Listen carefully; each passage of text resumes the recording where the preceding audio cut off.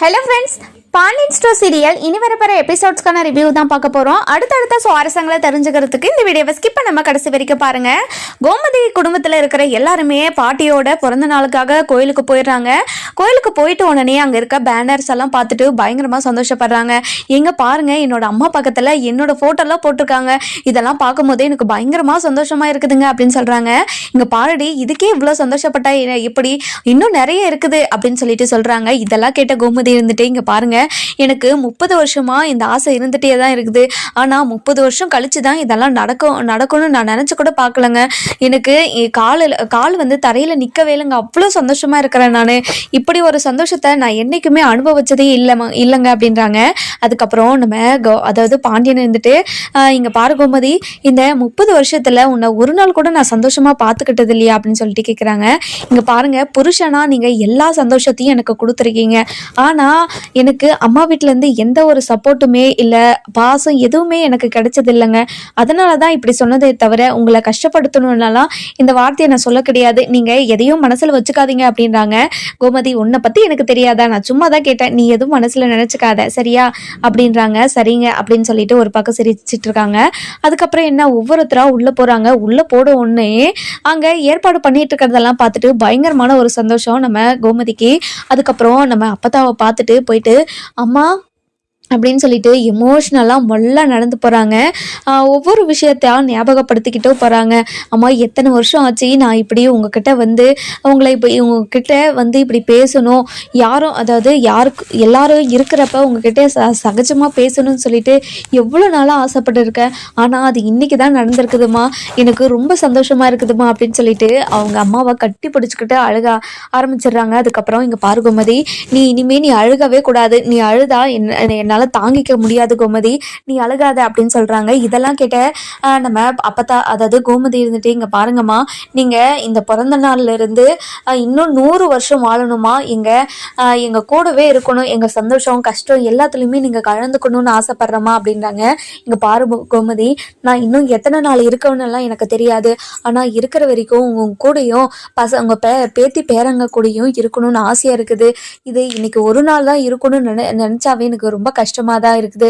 ஆனால் அதெல்லாம் நினச்சி இந்த ஒரு சந்தோஷமான விஷயத்த நான் இழக்க விரும்பலை. அதனால தான் எல்லாத்தையும் பார்த்து ரசிச்சுட்டே இருக்கேன்.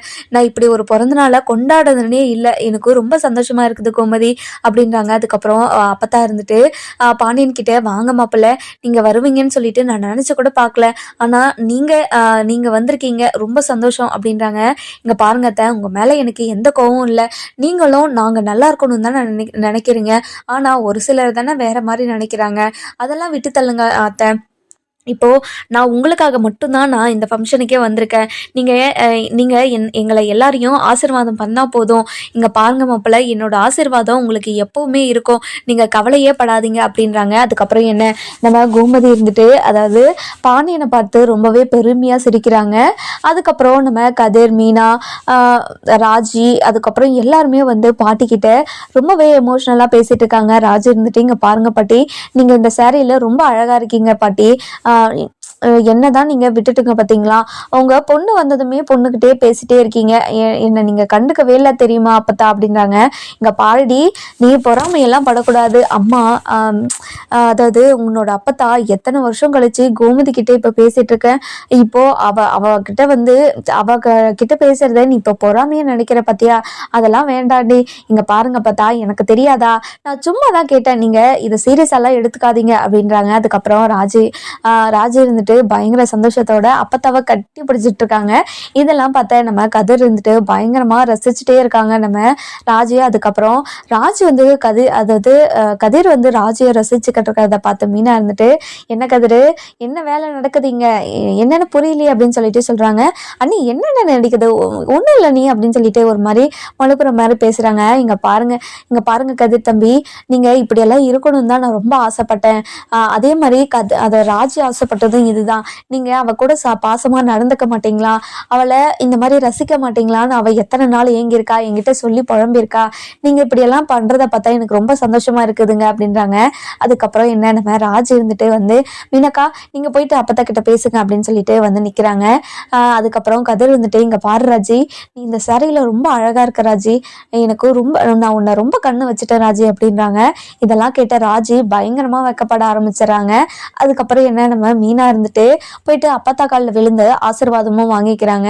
அதுக்கப்புறம் எல்லாரும் அதாவது பிறந்தநாள் கொண்டாடுறதுக்காக எல்லாருமே வந்துடுறாங்க. வந்த உடனே அதாவது அப்பத்தாவை நடுவில் சேர் போட்டு உட்கார வச்சிடுறாங்க. உட்கார வச்சுட்டு நம்ம சக்திவேல் இருந்துட்டு இங்கே பாருங்க ஊர் மக்களே எல்லாருமே பாருங்க, என்னோட அப்பத்தாக்காக நான் இந்த செயினை அவங்க கழுத்தில் போடுறேன் அப்படின்னு சொல்லிட்டு செயினை வந்து எல்லாருக்கிட்டேயே காட்டிட்டு ஒரு மாதிரி பந்தாவோட நம்ம சக்திவேல் இருந்துட்டு அப்பத்தா வந்து அப்பத்தா கழுத்தில் அந்த செயினை போடுறாங்க. அதாவது அப்பத்தா பயங்கர சந்தோஷம். இங்கே பாருங்க அத்தா, உங்களுக்காக நான் இந்த இந்த செயினை பார்த்து வாங்கியிருக்கேன், எப்படி இருக்கு அப்பத்தா ஆத்தா அப்படின்னு சொல்லிட்டு கேட்குறாங்க. இங்கே பாருடா சத்தி, எனக்கு ரொம்ப பிடிச்சிருக்குடா அப்படின்னு சொல்லிட்டு சொல்கிறாங்க. அதுக்கப்புறம் என்ன, ஒவ்வொருத்தரா ஒவ்வொரு கிஃப்ட்டும் வந்து கொடுத்துட்டு இருக்காங்க.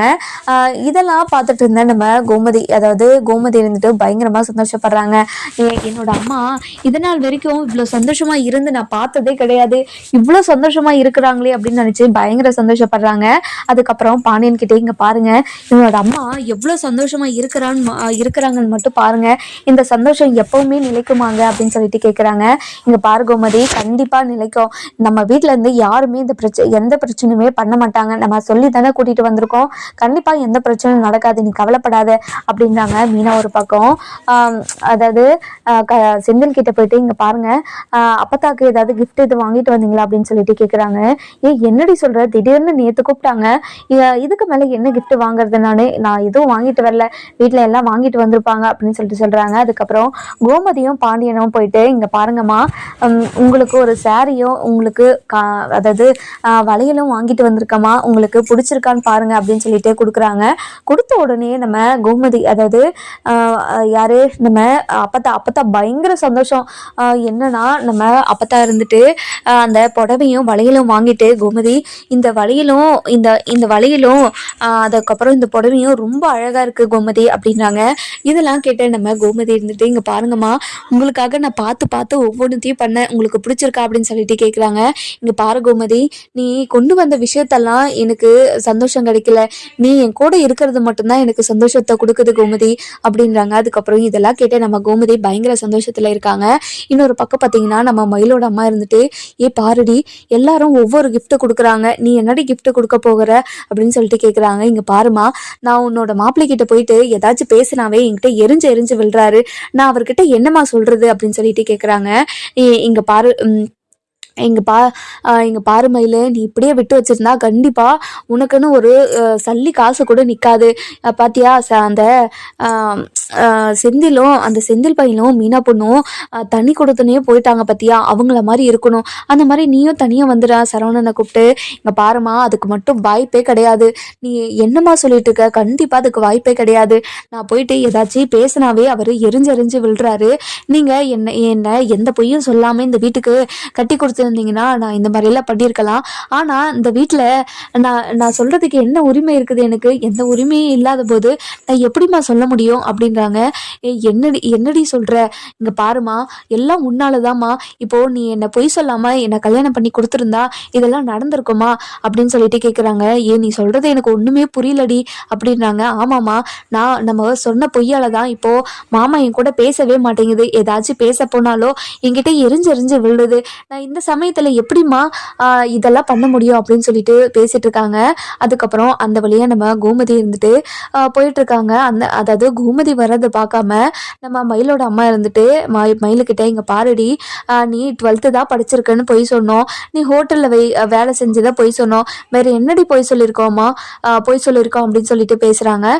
இதெல்லாம் கேட்ட நம்ம கோமதி பயங்கரமாக ஷாக் ஆயிடுறாங்க. அதுக்கப்புறம் என்ன, இங்கே பாருமா, நான் போட்டிருக்க நகையெல்லாம் கவரிங்கன்னு தான் தெரிஞ்சா வீட்டில் இருக்கிறவங்க எல்லாம் என்ன சொல்லுவாங்க அப்படின்னு சொல்லிட்டு இருக்காங்க. இதெல்லாம் கேட்ட கோமதி இருந்துட்டு பயங்கரமா ஷாக் ஆயிடுறாங்க.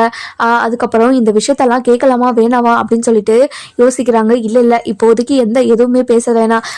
நம்ம அம்மாவோட பிறந்த நாளுக்கு வந்திருக்கோம். அம்மாவோட நிம்மதிக்கும் சந்தோஷத்துக்கும் எந்த கெடுதலும் வந்துடவே கூடாது. இதை போயிட்டு சரவணன் கிட்ட கேட்போம் அப்படின்னு சொல்லிட்டு சரவணன் கிட்ட போறாங்க. சரவணன் இருந்துட்டு அவங்க பாட்டி கூட சந்தோஷமா இருக்கிறாங்க. அதுக்கப்புறம் கோமதி இருந்துட்டு சரவணா இங்க வாடா அப்படின்னு சொல்லிட்டு கூப்பிடவும் சரவணன் இருந்துட்டு என்னம்மா என்ன விஷயம் சொல்லுங்கம்மா அப்படின்னு சொல்லிட்டு சொல்றாங்க. இங்க பாருடா, உங்ககிட்ட நான் ஒரு விஷயம் கேட்கணும், என்கிட்ட எல்லாத்தையும் மறைச்சிட்டு இருக்கேன் அப்படின்னு சொல்லிட்டு கேட்குறாங்க. இங்க பாருமா, எந்த விஷயம்னு சொல்லிட்டு என்கிட்ட சொல்லாமையே என்கிட்ட மறைச்சிட்டு இருக்கியான்னு சொல்லிட்டு கேட்காதம்மா, என்ன விஷயம்னு சொல்லிட்டு கேளுமா அப்படின்னு சொல்லிட்டு கேட்குறாங்க. அதுக்கப்புறம் இங்க பாருடா, இப்பதான் நான் அந்த பக்கமா போயிட்டு வந்தேன். ஆனா நான் கேட்கணும் என்னெல்லாம் கேட்கல. அவங்க 2 பேரும் பேசிட்டு இருந்ததை கேட்டேன். உங்க மாமியாரும் உன்னோட பொண்டாட்டியும் பேசிட்டு இருந்தாங்கடா. அவங்க என்ன பேசிட்டு இருந்தாங்கன்னு தெரியுமா அப்படின்னு சொல்லிட்டு ஒரு ரீவைண்ட் பண்றாங்க. என்னன்னா, அதாவது மயிலோட அம்மா இருந்துட்டு அதாவது 12th தான் படிச்சிருக்கேன், இன்னொரு விஷயம் என்ன, ஹோட்டலில் வேலை பார்த்துருக்கேன், அந்த விஷயம் எல்லாத்தையும் சொல்லிடுறாங்க. அதுக்கப்புறம் இன்னொரு விஷயமும் சொன்னாங்கடா அப்படின்னு சொல்கிறாங்க. அம்மா இதுவே எனக்கு பெரிய விஷயமா தெரியுதுமா, இன்னொரு விஷயம் என்னம்மா அப்படின்னு சொல்லிட்டு கேட்கவும், இங்கே பாருடா, அவள் போட்டு இருக்க நகையெல்லாம் கவரிங்காண்டா, இப்போ தான் எனக்கே தெரியும் அப்படின்னு சொல்கிறாங்க. இதெல்லாம் கேட்ட நம்ம சரவணன் பயங்கரமாக கோவப்படுறாரு. இங்கே பாருங்கம்மா, அவள் 12th தான் படிச்சான்ற விஷயம் எனக்கு முன்னாடியே தெரியுமா, வீட்டில் சொல்ல முடியாம ஒரு சூழ்நிலையில் இருந்தம்மா, அதனால தான் நான் இந்த விஷயத்தெல்லாம் உங்ககிட்ட சொல்லாம இருந்தேன். நம்ம அரசியோட பிரச்சனை நடந்துட்டு இருந்துச்சு இல்லை, அப்போதாம்மா அவளை நான் அவங்க அம்மாவுக்கு கால் அடிபட்டிருக்குன்னு சொல்லிட்டு வீட்டில் எடுத்துகிட்டு போய் விட்டுட்டு வந்தேன் இல்லைம்மா, அந்த விஷயத்தால தான் அதாவது அவள் 12th படிச்சிருக்கான்னு சொல்லிட்டு தான் என்கிட்ட ஏமாற்றி ஹோட்டலில் வேலை பார்க்குறேன்னு ஏமாற்றி இந்த பிரச்சனைலாம் என்கிட்ட நம்ப வச்சு நான் என்னை கழுத்து அறுத்துட்டாமா, அதனால தான் இனிமேல் இந்த வீட்டிலே இருக்கக்கூடாதுன்றதுக்காக நான் அவங்க அம்மாவுக்கு கால் அடிபட்டுருச்சுன்னு சொல்லிட்டு உங்ககிட்ட போய் சொல்லி அவளை அவங்க வீட்டிலே விட்டுட்டு வர போனோமா. அவள் இந்த வீட்டுக்கு வரத்துக்காக நம்ம கிட்ட என்ன போய் சொல்லி நம்ம வீட்டுக்கு வந்தா தெரியுமாம்மா, அவள் மாசமாக்குறேன்னு சொல்லி நம்ம வீட்டுக்கு வந்து நம்ம எல்லாரும் தலையிலையும் இடியை இறக்கிட்டாமா அப்படின்னு சொல்லிட்டு சொல்றாங்க. டி சரவணா, என்னடா சொல்ற, நீ என்னென்னமோ சொல்றியடா, நீ சொல்றதெல்லாம் கேட்டா எனக்கு ரொம்ப பயமா இருக்குடா, இவ இப்படியெல்லாம் பொய் சொல்லுவான்னு நான் நினைச்சு கூட பார்க்கலடா, மயிலா பொய் சொல்றா அப்படின்னு சொல்லிட்டு கேட்குறாங்க. நானும் அப்படிதாம்மா ஆச்சரியப்பட்டேன். அவ அதாவது ஒவ்வொரு பிரச்சனையா வெளியே வரும்போது தான் என்ன மன்னிச்சிடுங்க நான் தெரியாம பண்ணிட்டேன்னு காரணத்தை சொல்றாளே தவிர அவ திருந்துற பாடே இல்லைம்மா. இப்போ கூட பார்த்தீங்களா, கவரிங் நகைன்னு சொல்றீங்க, இந்த விஷயமும் இப்போ வெளியே வந்திருக்கு. இனிமே அவ கூட வாழ்றதுல அர்த்தமே இல்லைம்மா. அவளை பார்க்க எனக்கு அருவெறுப்பா இருக்குதுமா. அவள் 12th தான் படிச்சிருக்கான்ற விஷயம் எனக்கு முன்னாடியே தெரிஞ்சிருந்தா அவங்க என்கிட்ட சொல்லியிருந்தா போதுமேம்மா, அவளை கல்யாணம் பண்ணியிருப்பேனே நான், எதுக்காகம்மா என்கிட்ட பொய் சொல்லி இந்த மாதிரி என்ன ஏமாற்றி நம்ம வீட்டில் இருக்கிறவங்களாம் நம்பிக்கை துரோகம் பண்ணி இப்போ இப்படி ஒரு விஷயத்த பண்ணணும். அது ஒரு விஷயம்னா கூட பரவாயில்ல, அவள் ஹோட்டலுக்கு வேலைக்கு போனதுலேருந்து இப்போ அந்த 12th படித்த மார்க் ஷீட் வந்து ஏதோ ஒரு காலேஜை சொல்லி என்னை ஏமாத்தலேருந்து ஏதோ ஆஃபீஸை சொல்லி நீங்கள் தான் வேலை பார்க்குறேன்னு சொல்கிறது வரைக்கும், அதுக்கப்புறம் குழந்தை விஷயத்தில் பொய் சொன்னதுல இருந்து இப்போது இந்த நகை விஷயத்துல இருந்து ஒவ்வொரு விஷயத்துலையும் பொய் மேலே பொய் சொல்லிட்டே தான்மா இருக்கா. அவள் என் கூட வாழ்கிறதுக்கு தகுதியே இல்லாதவாமா. ப்ளீஸ்மா, எனக்கு இந்த விஷயத்தில் ஏதாச்சும் ஒரு முடிவை சொல்லுங்கம்மா. இங்கே பாருங்கம்மா, நீங்கள் எந்த முடிவை எடுத்தாலும் அவள் கூட என்னால் வாழவே முடியாது. அப்பத்தாவோட பிறந்தநாள் மட்டும் முடியட்டும், அப்புறம் இருக்கு அவளுக்கு அப்படின்றாங்க. இங்கே பாருடா சரவணா, நீ கொஞ்சம் அவசரப்படாமல் இருடா, நான் எல்லாத்தையும் பார்த்து பண்ணிக்கிறேன், நீ எதுவுமே வாயை திறக்காத, நான் அவகிட்ட பேசிக்கிறேன் அப்படின்றாங்க. இங்கே பாருங்கம்மா, அவகிட்ட பேசுறது வேண்டியதே இல்லை, இனிமே அவள் இந்த வீட்டிலே இருக்கக்கூடாதுமா அப்படின்றாங்க. இங்கே பாரு சரவணா, இப்போ உன்னோட அப்பத்தாவோட பிறந்த நாளில் இருக்கும், அப்பத்தாவுக்கு அம்மாவுக்கு கண்டிப்பா இதுல சந்தோஷத்தை மட்டும்தான் கொடுக்கணும். இந்த இடத்துல ஏதாச்சும் பிரச்சனை நடந்துடக்கூடாது, அதுக்காக தான் நான் அவகிட்ட கேட்காம இப்போ உன்கிட்ட வந்து நான் கேட்டுட்டு இருக்கேன். அதனாலதான் எந்த பிரச்சனையுமே வரக்கூடாதுடா, ப்ளீஸ் கொஞ்ச நேரம் அமைதியாயிரு, வீட்டுக்கு போயிட்டு இந்த விஷயத்தெல்லாம் நம்ம பேசிக்கலாம் அப்படின்றாங்க. அதுக்கப்புறம் நம்ம சரவணன் இருந்துட்டு பயங்கர கடுப்பாயிடுறாரு. நம்ம கிட்ட இன்னும் எவ்வளோ பொய்யை தான் மறைச்சு வச்சிருக்கான்னு தெரியலையே அப்படின்னு நினச்சிட்டு இருக்காங்க. அதுக்கப்புறம் என்ன, இவ இன்னொருத்தனோட பழகிட்டு இருந்து நம்ம தலையில கட்டி வச்சுட்டாங்களோ அப்படின்னு யோசிக்க ஆரம்பிக்கிறாரு. நம்ம சரவணனுக்கு அளவு கடந்த யோசனை வந்துட்டே இருக்கு. ஏன்னா அவ்வளோ பொய் சொல்லியிருக்காங்க நம்ம மயில் இருந்துட்டு.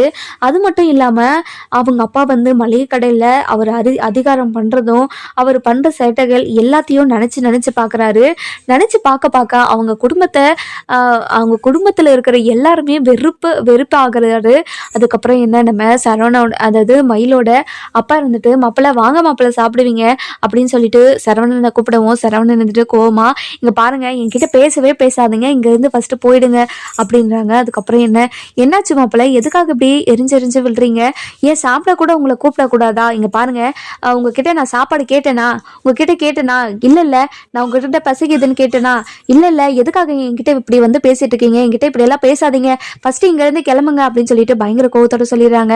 இதெல்லாம் கேட்ட மயிலோட அப்பா இருந்துட்டு மயில் கிட்ட போயிட்டு என்ன மயில் மாப்பிள்ளை இவ்வளவு கோவமா இருக்காரு, என்ன விஷயம், ஏதாச்சும் பிரச்சனையா அவங்களுக்குள்ள அப்படின்னு சொல்லிட்டு சொல்றாங்க. இங்க பாருங்கப்பா என்ன பிரச்சனை இருக்க போது, ஏற்கனவே இருக்கிற பிரச்சனை இல்லதான் அவரு இவ்வளவு பண்ணிட்டு இருக்காரு. இவ்வளவு நாள் ஆயும் என் மேல கொஞ்சம் கூட அவருக்கு கோவம் தீர வேலைங்க, தீர வேலைப்பா. அவரு கோவம் மேல கோவம் பட்டுட்டே தான் இருக்காரு தவிர அவர் என் மேல அதாவது பாசமாவே இருக்க மாட்டாருப்பா. இங்க பாருமையிலே இதை இப்படியெல்லாம் விடக்கூடாது, இதை உங்க மாமியார்கிட்டயும் மாமனார்கிட்டையும் சொல்ல வேண்டியது தானே அப்படின்னு சொல்லிட்டு மயில்கிட்ட சொல்லவும் மயில் இருந்துட்டு இங்க பாருங்கப்பா இதை என்னோட மாமனார்கிட்டையும் மாமியார்கிட்டையும் எனக்கு சொல்றதுக்கு கொஞ்சம் நேரம் ஆகாது. ஆனா அவர் என்னன்றாரு தெரியுங்களா உங்களுக்கு நீ சொன்ன பொய்யெல்லாம் வீட்டில் சொல்லி என்னால் இப்போவே வெளியே உன்னை அனுப்ப முடியும்டி, ஜென்மத்துக்கும் இந்த வீட்டுக்கு வரவே முடியாத மாதிரி நான் பண்ணுவேன்டி அப்படின்றாரு. நான் என்னதான் பண்ணட்டும், நீ என்ன பண்ண மயிலு அப்படின்னு சொல்லிட்டு கேட்குறாங்க. அப்பா எப்படிப்பா இப்படி உங்களெல்லாம் பேச முடியுது, நம்ம எதுவுமே பண்ணலையா, அவர் ஏமாத்தி நம்மளை நான் 12th தான் அதாவது 12th படிச்சிருக்கிற விஷயத்த மறைச்சி அதுக்கப்புறம் நம்ம ஹோட்டலில் வேலை செஞ்சதை மறைச்சி இப்போது கவரிங் நகையை வேற வச்சுருக்கேன், அது எப்போ வெளியே தெரிய போதோ அதெல்லாம் தெரிஞ்சா என் நிலைமை என்ன ஆகும் அப்படின்னு சொல்லிட்டு கேட்குறாங்க.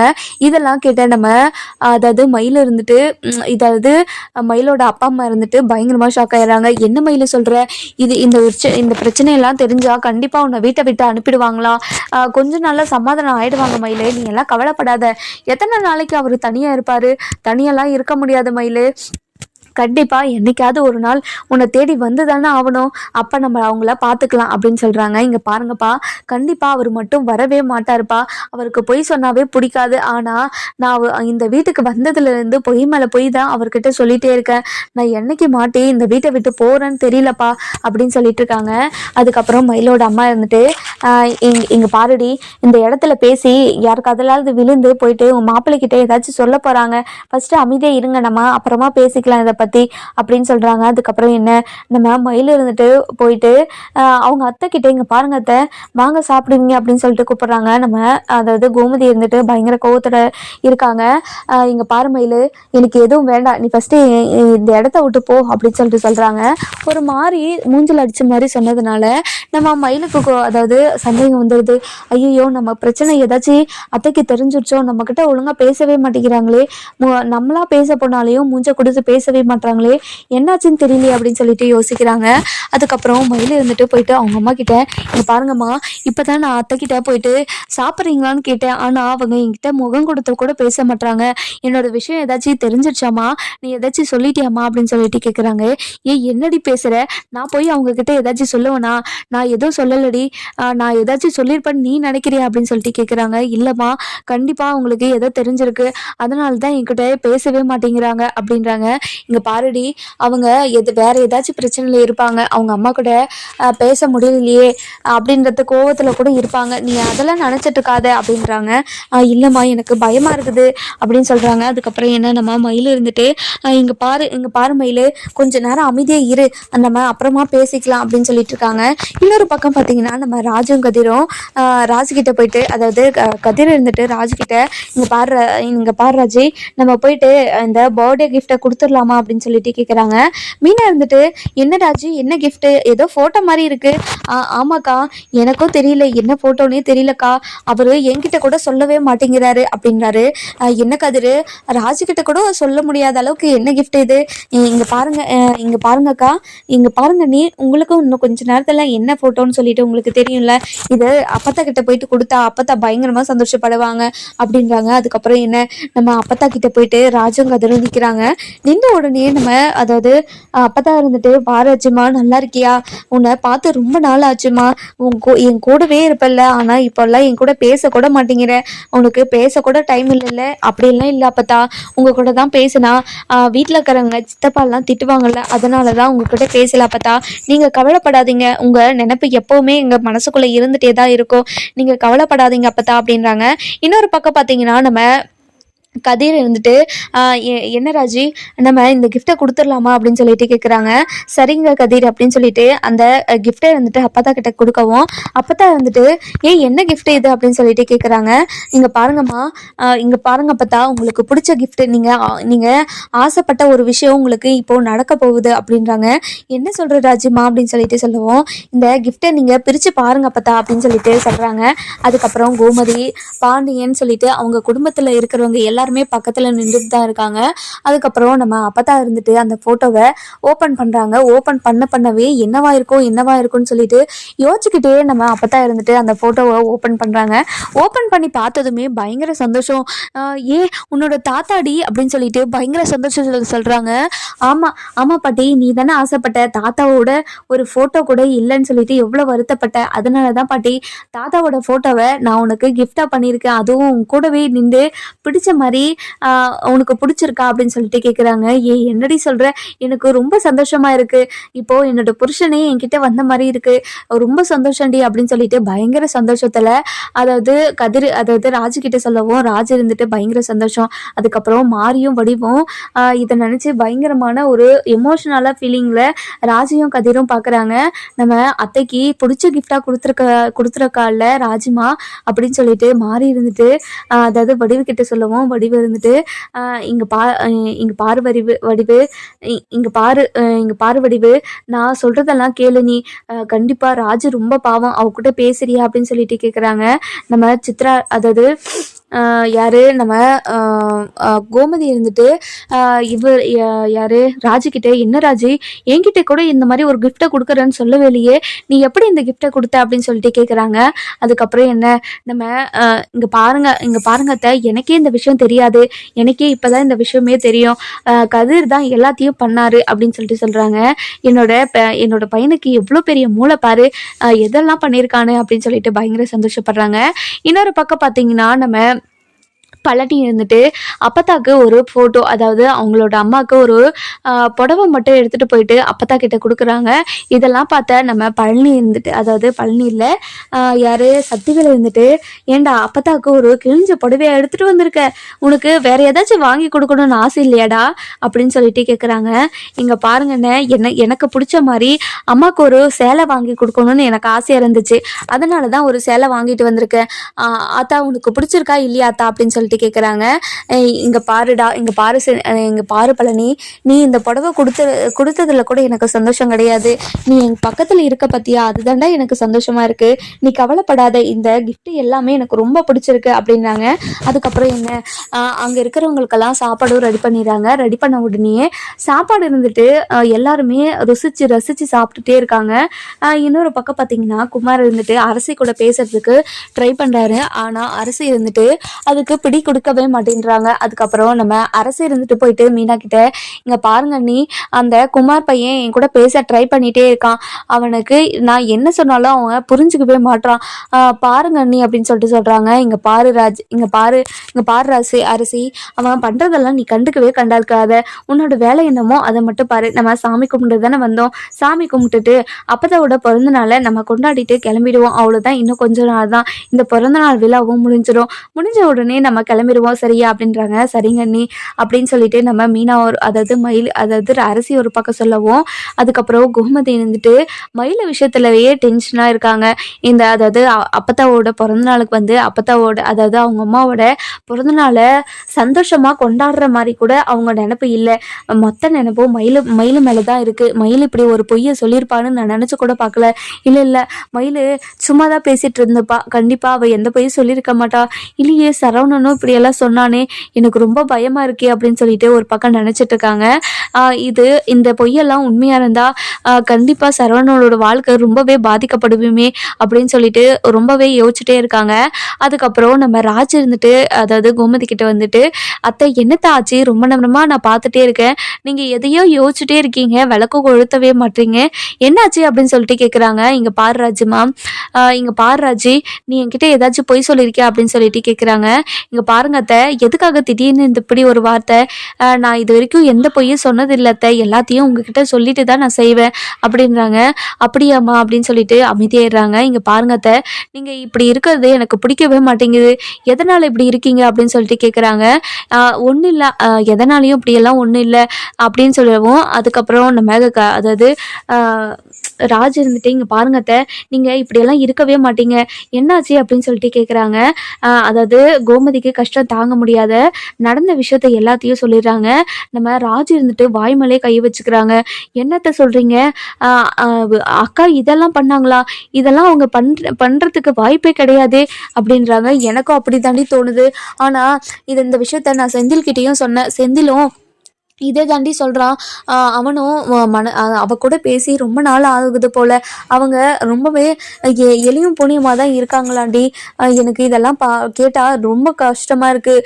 இதெல்லாம் மாமாவுக்கு தெரிஞ்சால் மாமா என்ன முடிவு எடுப்பாரோ எனக்கு சத்தியமாக தெரியலடி. இவங்களால முடியலன்னு சொல்லியிருந்தா அது அப்போவே சொல்லியிருக்க வேண்டியது தானே, எதுக்காக கவரிங் நகையெல்லாம் கொடுக்கணும். எனக்கு அது இதெல்லாம் நினச்சா ரொம்ப பதட்டமாக இருக்குது.